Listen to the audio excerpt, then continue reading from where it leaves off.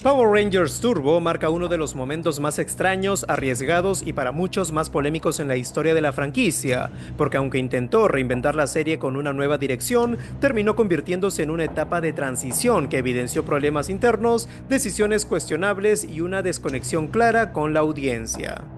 Todo comienza tras el éxito de Power Rangers Zeo, una temporada que había logrado estabilidad, madurez narrativa y un elenco sólido que ya estaba completamente consolidado en el gusto del público. Sin embargo, en lugar de continuar esa línea, la producción decide dar un giro importante con la película Turbo a Power Rangers Movie, que serviría como puente hacia la nueva temporada. Esta película no solo introduce los nuevos poderes y los Zords basados en vehículos, sino que también presenta uno de los cambios más controversiales, la inclusión de un niño como Ranger. Justin Stewart, interpretado por Blake Foster, se convierte en el Ranger Azul, siendo el primer y único niño en la historia principal del equipo. La idea detrás de esta decisión era clara: atraer a un público más joven y generar mayor identificación con los espectadores infantiles. Sin embargo, lo que en papel parecía una estrategia comercial lógica, en la práctica terminó siendo uno de los factores más criticados. Muchos fans sintieron que rompía la dinámica del equipo, que hasta ese momento estaba conformado por adolescentes con los que el público ya había crecido. Además, la forma en que el personaje se transformaba, creciendo mágicamente al convertirse en Ranger, resultaba poco convincente para parte de la audiencia.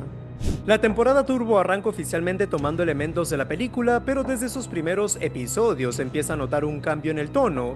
A diferencia de Zeo, que tenía una narrativa más continua, Turbo vuelve a un formato más episódico, con historias más simples y en muchos casos repetitivas.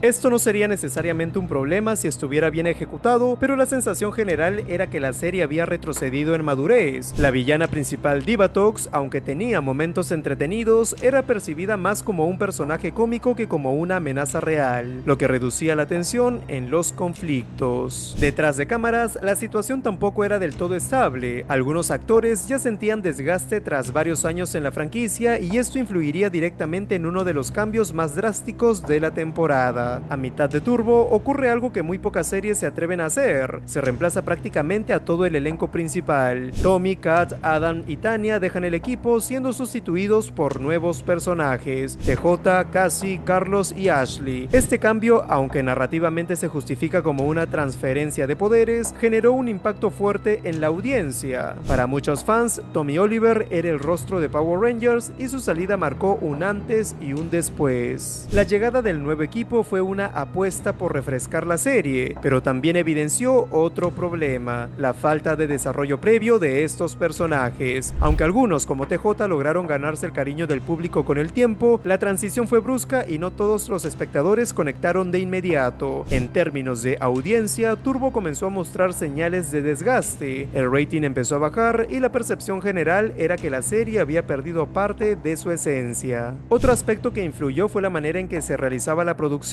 Como en otras temporadas, Power Rangers utilizaba material reciclado de la serie japonesa Super Sentai, en este caso Jigsaw Sentai Karanger, que tenía un tono mucho más paródico y cómico. El problema fue que este tono no siempre encajaba bien con lo que Power Rangers intentaba contar, generando una mezcla inconsistente entre momentos serios y escenas claramente humorísticas que no siempre funcionaban con el público occidental.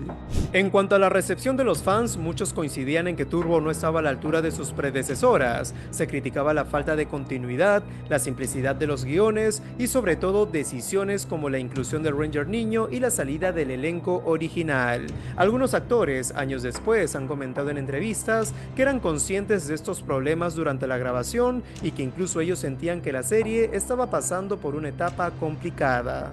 Sin embargo, no todo fue negativo. Hacia el final de la temporada, Turbo logra recuperar parte de su fuerza narrativa con un arco final mucho más oscuro y dramático. La invasión de Divatox al centro de comando y la derrota de los Rangers marcan uno de los finales más impactantes hasta ese momento. Este cierre no solo eleva el nivel de la temporada, sino que también sirve como transición directa hacia Power Rangers in Space, una de las entregas más queridas de la franquicia. La filmación de la serie, como en otras temporadas, combinaba combinaba escenas grabadas en Estados Unidos con secuencias de acción traídas de Japón. Esto obligaba a los guionistas a adaptar constantemente las historias para que encajaran con el material disponible, lo que en muchos casos limitaba la coherencia narrativa. Aún así, el equipo de producción lograba mantener un ritmo constante de episodios, grabando bajo presión y con tiempos ajustados. Con el pasar de los años, Power Rangers Turbo ha sido reevaluada por algunos fans. Aunque en su momento fue considerada un fracaso relativo,